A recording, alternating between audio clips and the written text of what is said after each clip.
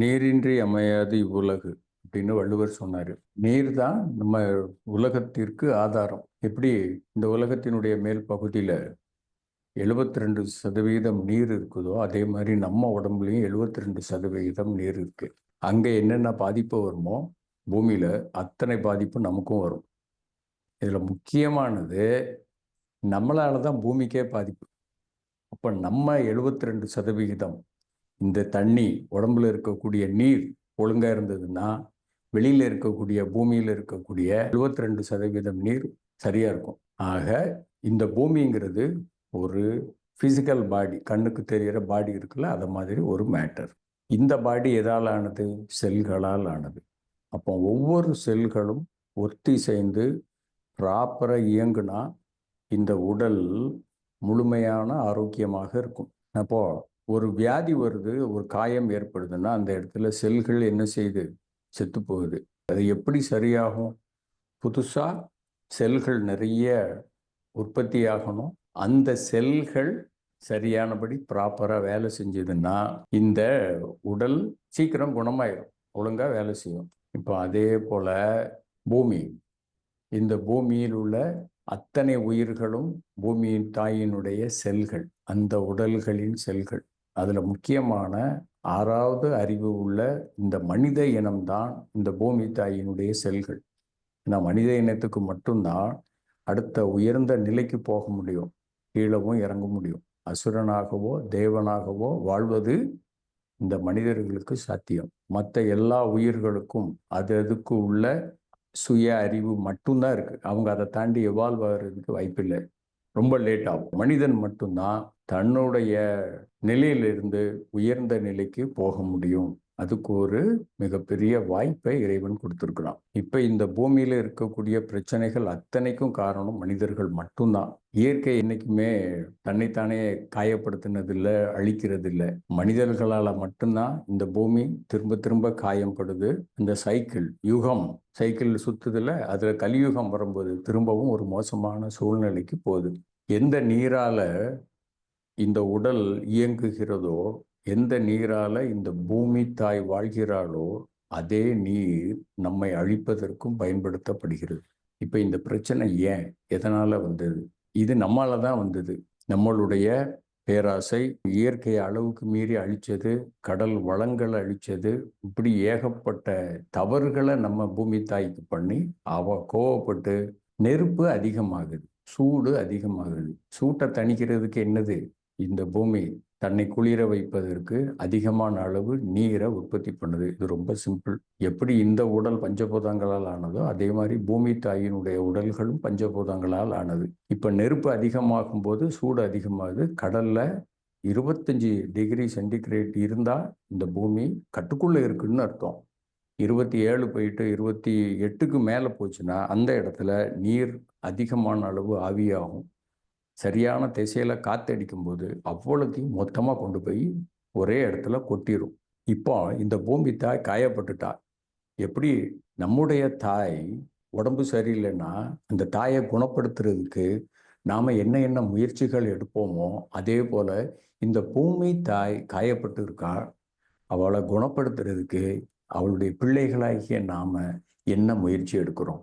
நம்மளால என்ன செய்ய முடியும்? இப்போ உள்ள சூழ்நிலைக்கு இங்க இருக்கக்கூடிய மக்கள் அனைவரும் பொறுப்பு.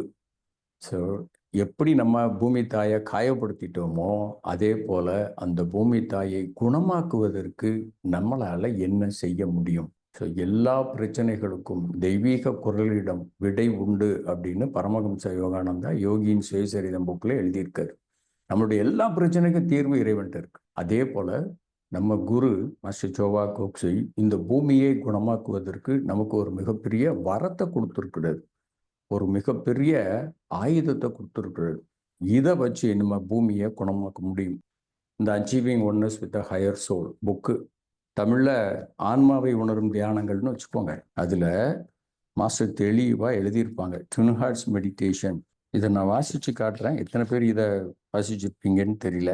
பக்கம் இங்கிலீஷ்ல 124வது பக்கம் கடைசியில இருக்கு. when done regularly meditation on twin hearts will give you better physical, emotional, mental and spiritual health, just as Pranic healing can miraculously cure simple and severe ailments. The meditation on twin hearts, when practiced by a large number of people, can also miraculously heal the entire earth, thereby making the earth more harmonious and peaceful. This message is directed to readers with sufficient maturity and the will to do good. பிராண சிகிச்சை சாதாரண வியாதிகளையும் தீவிரமான வியாதிகளையும் அதிசயத்தக்க விதத்தில் குணமாக்குவதைப் போல கூட்டாக சேர்ந்து செய்யப்படும் இருதய தியானம் பூமியை அதிசயத்தக்க விதத்தில் குணமாக்குகிறது.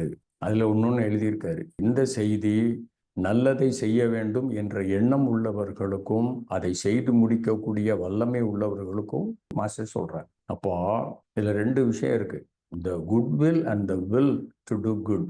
நல்லது செய்யணுங்கிற எண்ணம் எல்லாருக்கும் இருக்கும், ஆனா இறங்கி செய்யக்கூடிய தகுதி நிறைய பேருக்கு இல்லை.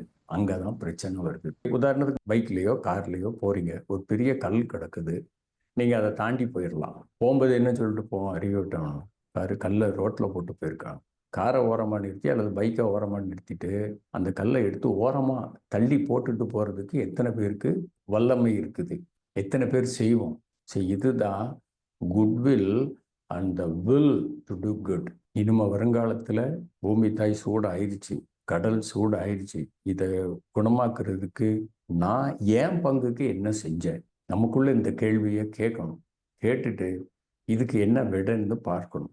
விட ஏற்கனவே மாஸ்டர் சொல்லிட்டாரு. பிரச்சனை என்னங்கிறது தெரியுது.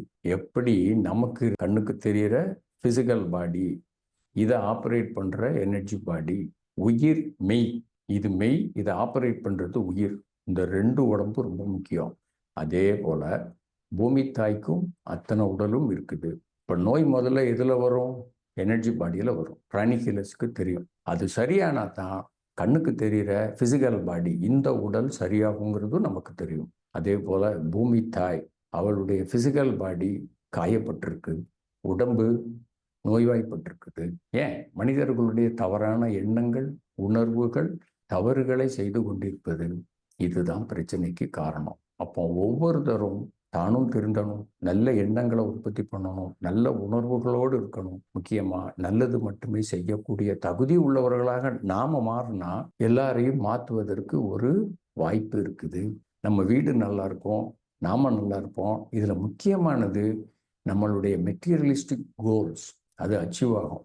ரெண்டு வாழ்க்கை, ஒன்று ஆன்மீக வாழ்க்கை, இன்னொன்று உலக வாழ்க்கை. ரெண்டும் சக்சஸ்ஃபுல்லாக இருக்கிறவன் தான் உண்மையான ஆன்மீகவாதின்னு மாஸ்டர் சொல்றாங்க. இதுல ஒன்று மட்டும் போதும்னு சொல்லவே முடியாது, சொல்லக்கூடாது. உலக வாழ்க்கைக்கு இந்த உடல், ஆன்மீக வாழ்க்கைக்கு அந்த உடல். அப்போ நாம இந்த ரெண்டு வாழ்க்கையும் ஒழுங்கா வாழணும்னா, நமக்கு தேவையானதெல்லாம் பூமியில தங்கு தடை இல்லாமல் கிடைக்கணும்னா, அத்தனையும் இதுவரைக்கும் கொடுத்து கொண்டிருக்கிற இந்த பூமி தாய்க்கு நாம என்ன செய்யறோம்? ஒரு நாள் ஒரு நன்றி சொல்லியிருப்போமா?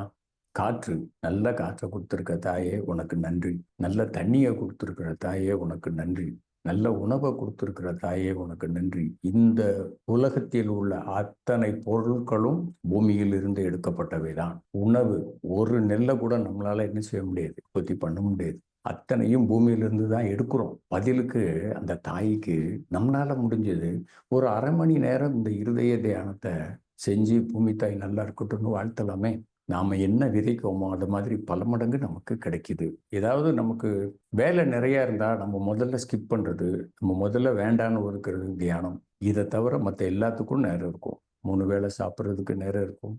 எப்படியும் 8 மணி நேரம் அல்லது மேக்சிமம் ஒரு 7 மணி நேரமாக தூங்குவோம். சிலர் பகல்லையும் தூங்குவாங்க. இது எல்லாத்துக்கும் நேரம் இருக்கும். ஆனா ஒரு அரை மணி நேரம் இந்த பூமி தாய் நல்லா இருக்கணும்னு வாழ்த்தி, எல்லா மக்களும் நல்லா இருக்கணும்னு வாழ்த்துறதுக்கு நமக்கு நேரம் இல்லைன்னு சொல்லிடுவோம். நம்ம தான் நேரத்தை உற்பத்தி பண்ணணும், நம்ம கிட்ட தானே இருக்கு. எல்லாருக்கும் 24 மணி நேரம் தான். அதை நம்ம எப்படி செலவழிக்கிறோம், எதுக்காக செலவழிக்கிறோங்கிறது முக்கியம். எப்படியும் 1 மணி நேரமாவது எல்லாரும் செல் பார்ப்போம், ஒரு மணி நேரமாவது டிவி பார்ப்போம் குறைஞ்சது. அதுல ஒரு அரை மணி நேரம் இதுக்கு ஒதுக்கலாமே. இப்போ நம்முடைய பங்கு என்ன? இந்த உலகத்தை காப்பாற்றுவதற்கு நாம் எடுக்கும் முயற்சி தான் இந்த இருதய தியானம். இதை நம்ம மனப்பூர்வமா அந்த அன்பு உள்ளேருந்து வெளியில் வரணும். இந்த குழந்தைங்களுக்கு நாம் அடுத்தது எந்த பூமியை விட்டுட்டு போகிறோம்? நம்முடைய அடுத்த தலைமுறைகளுக்கு நல்ல தண்ணியையா, நல்ல காற்றையா, நல்ல நிலத்தையா, நல்ல உணவையா, இல்லை ஒன்றுமே இல்லாத ஒரு வெற்றிடமா, ஒரு பாலை நிலமா?